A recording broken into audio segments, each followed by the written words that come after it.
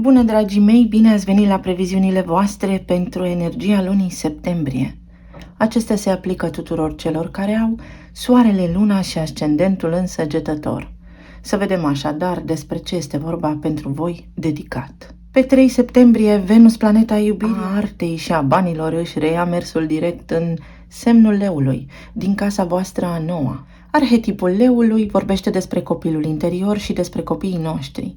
Vorbește despre pasiune, creativitate, intuiție, despre risc, despre a ne îndrăgosti, despre romanță, despre bucuria vieții și a sufletului nostru și despre generozitate. Casa nouă aparține credinței înalte, a credinței noastre în planul terestru, a locului în care noi ne transformăm din student în profesor.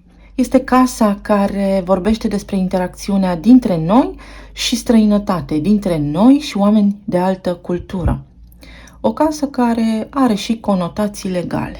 În perioada de retrogradare am spus încă din iulie că Venus ar putea să aducă din trecut emoții pe care le-am mai resimțit, oameni din trecutul nostru cu care am interacționat sau locuri care au însemnat ceva pentru noi. Așadar, în perioada de retrogradare e posibil să vă fi confruntat cu gânduri legate de meleagurile unde vă aflați. Poate v-au venit idei pentru relocare în afara țării sau să vă întoarceți acasă, acolo unde aveți voi rădăcinile și neamul. Poate au apărut din trecutul vostru oameni cu care ați avut o relație de iubire și care nu sunt de aceeași naționalitate cu voi, sau oameni care în acest moment nu locuiesc în aceeași țară cu voi. Poate v-au ieșit la suprafață emoții profund ascunse în subconștient, în legătură cu iubirea voastră, cu lucrurile în care credeți, cu informațiile pe care le ascultați, sau chestiuni legale care au legătură cu banii voștri. Iată că acum, când Venus își reia mersul direct, toate acestea pot căpăta claritate. Venus este ea însă și o energie magnetică. Într-un semn căruia îi place exuberanța și care este puternic, acum puteți realiza foarte multe lucruri dintre cele pe care le-am enumerat anterior. Dacă v-ați reîntâlnit o mare iubire din trecut, s-ar putea ca aici să fie nevoie de claritate și de concluzie sănătoasă. Oamenii aceștia pot pleca acum așa cum au și venit, tocmai pentru că v-au oferit ocazia să încheiați într-o modalitate foarte sănătoasă ceea ce mai era de încheiat. Sau unii dintre ei acum au venit să rămână pentru că în sfârșit au ajuns la concluzia că asta trebuie să facă și că voi sunteți cei pe care ei îi iubesc și cei care le aduc bucurie în suflet. Aici copiii voștri s-ar putea să dorească să plece la studii în afară sau să înceapă ceva nou care are legătură cu editare, publicare, să transmită lumii ceea ce gândesc. Puteți găsi informații noi legate de spiritualitate sau puteți descoperi informații cu adevărat importante pentru evoluția voastră spirituală. Pentru alții dintre voi s-ar putea să vă găsiți un alt serviciu sau să fiți implicați în chestiuni care au legătură cu străinătatea și de acolo să vă vină banii și prosperitatea. Mergem mai departe și pe 4 septembrie, Jupiter, planeta abundenței și a înțelepciunii, începe perioada de retrogradare în semnul Taurului din casa voastră a 6-a. Jupiter, marele înțelept, vrea imaginea de ansamblu, iar casa a 6-a vorbește despre a fi în serviciul celorlalți, despre sănătate, despre echilibru și despre rutină foarte organizată, despre ceea ce faceți voi în viața voastră de zi cu zi. Semnul Taurului vorbește despre bani, despre stimă de sine, despre confort. Acum Jupiter vă poate arăta aici o imagine de ansamblu unde voi poate ați opus o rezistență și ați rămas într-o zonă de confort pentru că nu credeați că sunteți capabili de mai mult. Este o casă a serviciului, după cum spuneam. S-ar putea ca oameni de la serviciul vostru să părăsească locul de muncă. Aici fiți cu băgare de seamă și nu demisionați în cazul în care aveți vreun conflict, pentru că Jupiter în această perioadă aduce mai multă înțelepciune și claritate. Sau poate vă arată că undeva în rutina voastră v-ați neglija sănătatea și este bine să vă îngrijiți de acest aspect important al vieții. Cu Jupiter aici în casa a 6-a puteți începe și o dietă pentru a pierde kilograme în plus dacă vă doriți acest lucru, sau puteți lucra la dieta voastră alimentară pentru a vă îmbunătăți sănătatea, pentru a vă susține corpul fizic. S-ar putea să plece de lângă voi oameni pe care voi îi considerați mentori și este în regulă pentru că și-au îndeplinit misiunea în sensul vieții voastre. Jupiter aici vă face atenți la structură și la organizare, la lucrurile unde vă pierdeți energia sau la faptul că poate aveți nevoie de mai multă claritate, de mai multă curățenie mentală, până și în casă, pentru a vă simți mai bine. Și mergem mai departe, pe 14 septembrie avem o frumoasă lună nouă în Fecioară, în casa voastră a 10-a. După cum spuneam, toate lucrurile sunt interconectate în viața aceasta. Drept urmare, cu Venus, acum în mers direct în casa a 9, puteți aplica la un nou serviciu. Fecioara este un semn foarte organizat, foarte clar și foarte meticulos. Casa 10 vorbește despre prestigiul nostru, faima noastră. Este o scenă publică, este locul cel mai vizibil dintr-o astrogramă. Profesia noastră, chemarea sufletului nostru și menirea noastră aici pe pământ. Cu această lună nouă, dintr-o dată vă este clar ce vreți să faceți de acum înainte. Planuri noi, sustenabile și concrete. Totul devine palpabil, ceața minții se ridică. Pentru că la o zi după, pe 15, Mercur, planeta gândirii și a intelectului, iese din perioada de retrogradare. Gata cu confuzia, totul devine clar, acum știu ce am de făcut.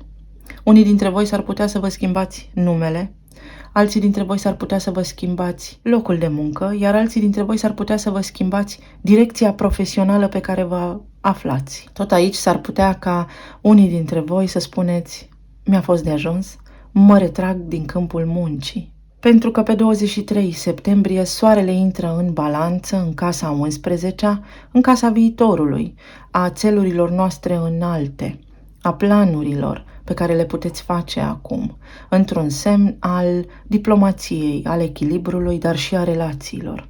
Poate vă schimbați locul de muncă pentru că v-ați îndrăgostit de cineva care nu locuiește în aceeași țară cu voi și veți face o schimbare majoră în viața voastră. Acest lucru poate fi unul dintre scenariile care se aplică. Balanța în casa 11-a vorbește despre relații. Îmi găsesc acum noi cercuri de prieteni sau noi grupuri sociale din care să fac parte, pentru că am ajuns la concluzia că o comunitate este ceea ce mă poate susține pe mine în viitor și am cum să mă afiliez acesteia. Soarele, fiind guvernatorul leului, va aduce energie, va aduce curaj să vă gândiți la viitorul vostru și să vă gândiți într-o formă foarte rațională, cu amprenta energetică din casa a 10-a, dar și cu foarte mult echilibru. Ce dau și ce câștig, pentru a mă asigura că totul va fi în regulă pentru mine în viitor. Și nu în ultimul rând, pe 29 septembrie avem parte de luna plină din Berbec, din casa a 5-a. Casa a 5-a este casa leului de drept, casă care vorbește despre copilul interior, despre copiii noștri, despre romanță, despre creativitate, intuiție, despre bucuria vieții, despre talentul meu nativ, dar și despre riscuri. Berbecul, energie de foc cardinală, dorește acțiune. Gata cu iluzia, spune Berbecul, sau gata cu procrastinarea. Nu mai trag de timp. Luna plină vine cu finalitate, concluzie. Vine cu modalitatea de a repara, cu oportunitatea de a acționa în direcția care vă place. Și spune în felul următor: îți place locul tău de muncă? Îți place profesia ta? Sau îți dorești să faci altceva? Pentru alții dintre voi s-ar putea să ieșiți din parteneriate sau relații de iubire care acum vi se arată a fi instabile și nesustenabile. Să doriți ceva mai mult de la viață, să doriți mai multă independență. Sau să vă dați seama că nu vă simțiți bucuroși, că v-ați pierdut bucuria vieții. Sufletul vostru vă spune acum: trebuie să trăiești. Contezi și tu. Cine ești tu cu adevărat în această relație? Cine ești tu și ce arăți lumii despre tine? Care este talentul tău? Ajungeți la o concluzie foarte sănătoasă, atât că trebuie să aveți un pic atenția direcționată către impulsivitatea berbecului și să faceți totul cu calm și cu liniște. Să vedem acum care este și energia cărților oracol. Vă doresc tuturor să aveți o lună minunată. Avem alchimie, casa a doua a banilor, casa a cincea, despre care am vorbit, unde va avea loc evenimentul de lună plină din Berbec, și casa a șaptea pentru voi a relațiilor stabile. Așa cum spuneam, unii dintre voi vă transformați relațiile. Fie vă îndepărtați de niște oameni care parcă procrastinează și tergiversează fără să știe ce direcție este potrivită pentru ei în viață, sau fie vă îndepărtați de niște oameni neserioși, sau în sfârșit acum veți transforma o relație care a fost acolo pentru voi o lungă perioadă de timp, dar la nivel de iubiți-iubită, și o duceți înspre sfera căsătoriei. Alchimie înseamnă puterea de a-mi transforma viața și de a vedea partea plină a paharului. Pentru alții dintre voi devine foarte importantă zona financiară, unde veți avea puterea să decideți ceva pentru a produce transformare, pentru a aduce schimbări în viața voastră în această direcție. Iubire. Casa 2 și casa 8. În relația voastră de iubire aici, pentru cei care aveți relații stabile, este o chestiune legată de bani pe care o puteți planifica acum. Poate unii dintre voi doriți să vă luați casă, sau poate unul dintre voi acum se află în această introspecție și în acest punct de turnură în legătură cu cariera și cu banii pe care îi câștigați și partenerul vostru vă poate oferi acum sprijin. Sau poate voi trebuie să renunțați la ceva de dragul partenerului vostru, sau poate voi va trebui cumva să vă reorganizați viața în funcție de partenerul vostru și de familia voastră, pur și simplu să împachetați totul și să plecați în alt oraș sau în altă țară, pentru că vă este mai bine acolo. Altora dintre voi să știți că vă vin idei despre cum puteți să vă produceți singuri mâncarea. Aici avem cartea Spune ceea ce vrei cu adevărat. Sau ce anume vrei cu adevărat, că nu prea te înțeleg. Și avem numărul 18 care reprezintă arcana luna și acea lipsă de claritate în zona profesională. Nu prea știți dacă ceea ce faceți acum este cu adevărat rostul vostru în societate sau menirea voastră în societate. Unii dintre voi vă veți gândi la reconversie profesională sau ar fi bine să luați în calcul acest aspect. Să vedem mai departe. De ce? Da, posibil pentru voi această lună să fie cu întrebări ale căror răspunsuri le căutați, tocmai pentru că întreaga configurație astrală vă ridică un mare semn de întrebare în legătură cu viitorul vostru unde va intra soarele. Și acest lucru este de foarte bun augur pentru voi, în contextul în care lumea în care trăim se schimbă. Aici avem numărul 31, împărăteasa și magicianul. Ce pot face mai bine în viața mea pentru abundența mea, pentru starea mea de bine și pentru a mă simți în siguranță? Și împăratul, în casa mea. Unii dintre voi doriți să achiziționați o casă.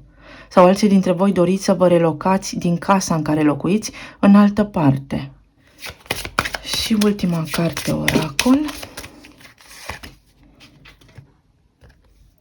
Avem căluțul de mare și casa a șasea. Remedii naturale sau naturiste sunt aici aduse în prim plan pentru voi. Aveți nevoie de o rutină foarte sănătoasă care să implice elementul apă. Să mai faceți și ceea ce simțiți. Asta se va întâmpla pentru voi în septembrie, să vă ascultați instinctul, intuiția, sufletul. Este o lună foarte importantă, de asemenea și la nivel de alegeri în relațiile voastre, pentru că avem arcana îndrăgostiții, alegeri cu care ulterior veți trăi. Să vedem, pentru săgetător, septembrie, ce ne spun cărțile de tarot. Relație, plan material, plan emoțional.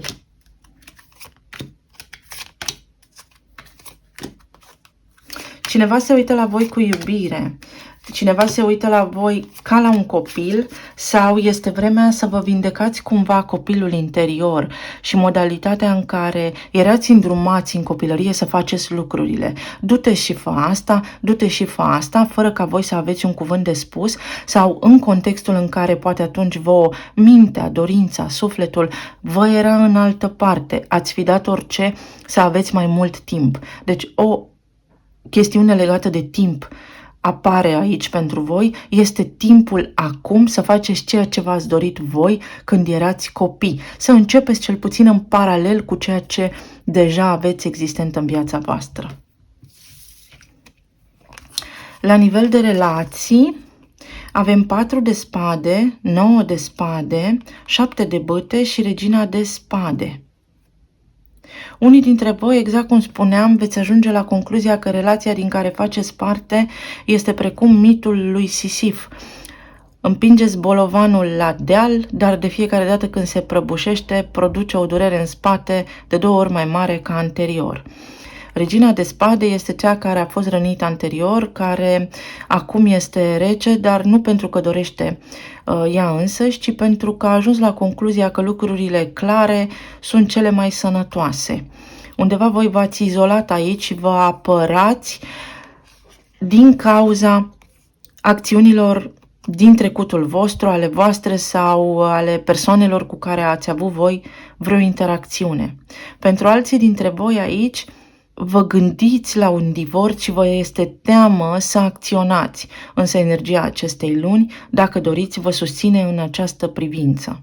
Alții dintre voi să știți că veți fi mai clari în comunicare în această lună și acest lucru va fi de foarte bun augur, pentru că anterior am avut și Mercur în retrogradare și Venus în retrogradare, îl mai avem și pe Uranus în retrogradare acolo în casa a 6-a, care vorbește despre ceea ce facem noi așa la nivel de familie în viața noastră de zi cu zi și a existat foarte multă confuzie, foarte multă oboseală, foarte multă ceartă posibil pentru unii dintre voi sau un stres constant care nu v-a dat pace. Pentru alții dintre voi aici, sunteți foarte necăjiți pentru că nu aveți nicio veste clară de la partenera voastră. Este o lipsă de comunicare care în această lună se poate termina, poate ajunge la finalitate. Puteți începe să comunicați din nou, însă cu băgare de seamă că este o energie foarte mentală aici. Să nu vă faceți scenarii înainte de toate. Ce înseamnă 4 de spade pentru voi? Înseamnă cavalerul de cupe. Unii dintre voi vă îndoiți, vă simțiți așa stingheri în relația voastră, nu știți dacă această relație mai este bazată pe iubire sau nu. Dacă sunteți singuri, aveți o stare de anxietate din această cauză, mai exact că sunteți singuri și nu înțelegeți de ce. Pentru că undeva în mintea voastră v-ați programat fie că este bine așa, fie încercați să vă protejați mai degrabă și nu vă dați seama că de fapt la exterior proiectați o rezistență în manifestare. 9 de spade aduce roata, o șansă, o sincronicitate oferită de univers pentru ca voi să ieșiți din această stare de anxietate. Unora dintre voi vă vor veni idei fascinant de bune la nivel de relații, altora dintre voi de pe o zi pe alta vi se rezolvă niște angoase la nivel de relații. Unora dintre voi vă iese în cale alesul, știți vorba din bătrâni, alții dintre voi ajungeți la o finalitate. Iar pentru cei care sunteți în relații de lungă durată, energia vă spune aici, totul funcționează sus-jos, dar uite că acum ți se prezintă vremuri mai bune. Ce spune 7 de bâte? Aici e puterea voastră de a face ceva sau înverșunarea într-o anumită privință. Planuri. Da, pentru voi aici energia la nivel de relații este ușor confuză, ori împreună, ori separat. Am nevoie de o concluzie. Gata, care este răspunsul la întrebarea aceasta? Planuri, este o strategie aici sau de îndată ce voi veți renunța la planuri și la modul în care gândiți acum, uite că poate apărea în viața voastră persoana la care vă gândiți voi. Pentru unii dintre voi, iată, regele de monede. Regele de monede este soțul sau soția poate fi, iar regina de spade este persoana divorțată. Unii dintre voi s-ar putea să faceți acest pas sau să vă separați de cineva pentru că nu înțelegeți exact ce se petrece aici și acesta va fi un lucru foarte bun în viața voastră, iar alții dintre voi, după cum spuneam, în sfârșit cumva ajungeți la următorul nivel în relație. Sunt niște acte care se semnează aici. Persoana la care vă gândiți voi acum devine mai stabilă, vedeți în sfârșit un rezultat, o acțiune, auziți în sfârșit niște cuvinte care vă încântă. Persoana aceasta vă demonstrează că vă puteți baza pe ea. Iar pentru alții dintre voi, de îndată ce renunțați la control, cunoașteți pe cineva, puteți cunoaște pe cineva, alături de care să începeți o relație stabilă, de durată, loială. Ce ne spune cavalerul de cupe? Cine vă curtează pe voi aici?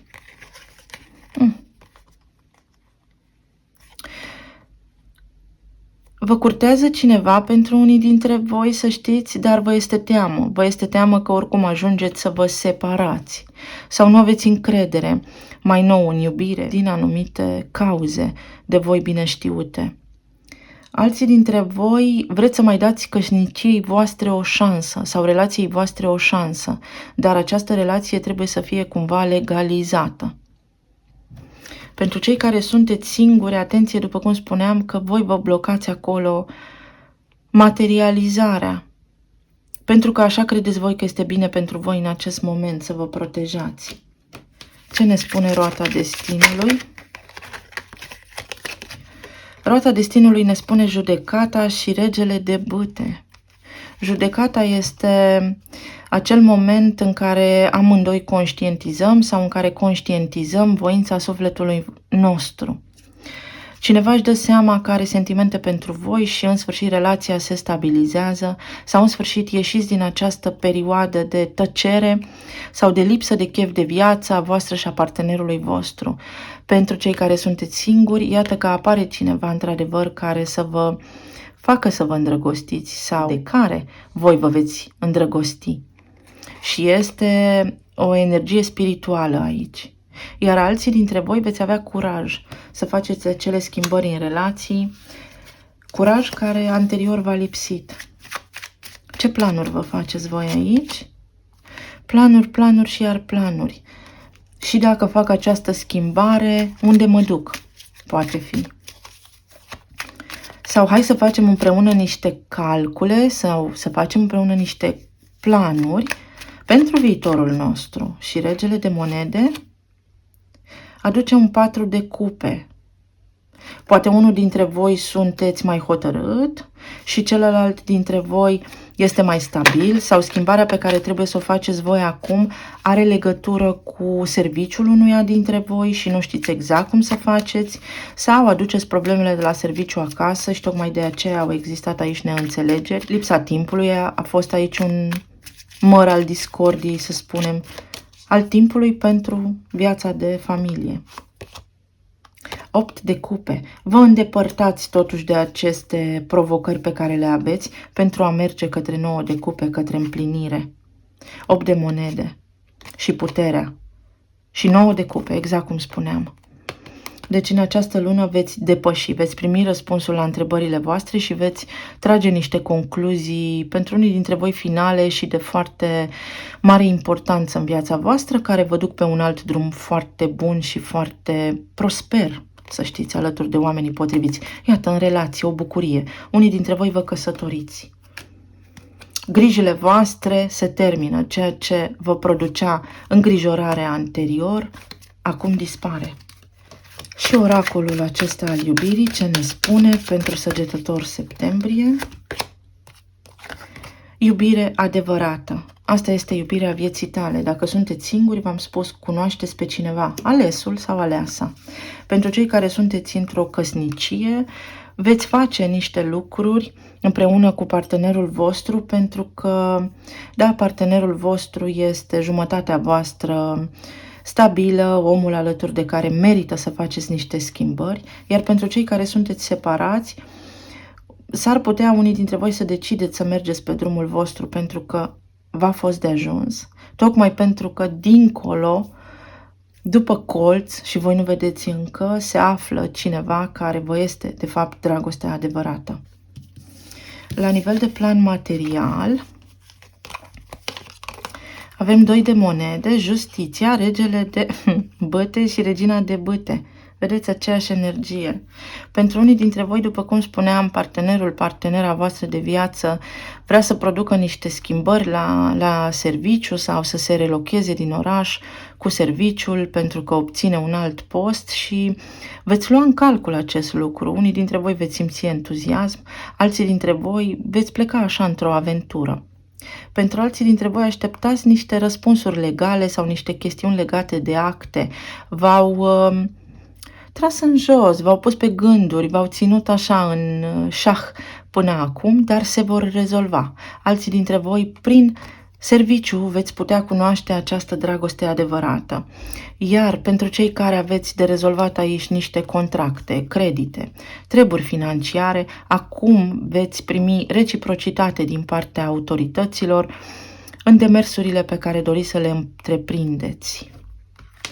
Dacă exista confuzie aici și la nivel de studiu și la nivel de a progresa în viață, acestea se elimină, se duc, tocmai pentru că Venus a ieșit din retrogradare, iar chestiunile legale se află acolo în casa a noua, unde o aveți pe Venus și veți primi acum răspunsul pe care l-ați așteptat. Ce înseamnă justiția aici? 9 de monede, împlinire, sunt mulțumit la nivel financiar de ceea ce obțin. Unii dintre voi urcați o treaptă în ierarhie, în poziția pe care o aveți, vă găsiți un alt serviciu și mai bine plătit, dar și funcția sau titulatura este mai bună. 2 de monede, ce ne spune? Justiția, este timpul. Se aliniază pentru voi contextul potrivit, oamenii potriviți, da? Aveți balanța în casa 11-a, ceva foarte bun pentru viitorul vostru, începe acum în septembrie pentru unii dintre voi și va fi de lungă durată. La nivel de plan emoțional, avem faetonul, 7 de monede, cavalerul de cupe și 4 de bâte. Și vedeți, din nou se interconectează vibrația, veți vedea acțiune în relația voastră. Unii dintre voi, după cum spuneam, treceți la alt nivel, da, puteți primi o cerere în căsătorie sau în sfârșit puteți cunoaște pe cineva, să ajungeți într-o relație stabilă, să locuiți în aceeași casă. Aici sună clopotele pentru nuntă. Ieșiți din această perioadă de stagnare, iar alții dintre voi veți trage concluzia că atât se poate în această relație, dar veți face pace cu această idee. La nivel de sănătate, atenție la sistemul limfatic, la imunitatea voastră și pentru alții dintre voi atenție la dantură, la partea stomatologică și oftalmologică. Un control la ochi poate este necesar aici. Ce aduce faetonul? Către ce vă îndreptați voi aici? Nebunul, către un început, către lucrurile pe care vi le doriți, prindeți curaj. Unii dintre voi prindeți curaj alături de partenerul vostru să vă cumpărați locuință.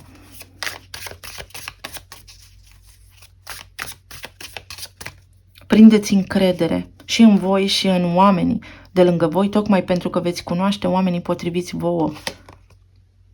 Avem împărăteasa, Venus din leu, din casa voastră a noua, de îndată ce iese din perioada de retrogradare, vă oferă așa un spectru larg de alegeri și de opțiuni pe care le veți avea de analizat pentru a vă deschide poarta către abundență.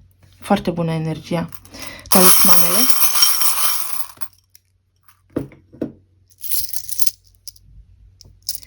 Credința, acolo în casa noua, iată cum energia planetei Venus aduce stabilitate. Și ce interesant că această cheiță mi s-a agățat de ancoră, vedeți? Nu cade.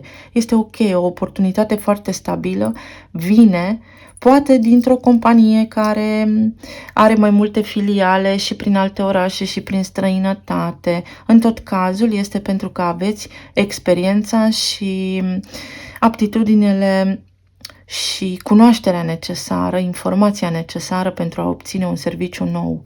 Sănătatea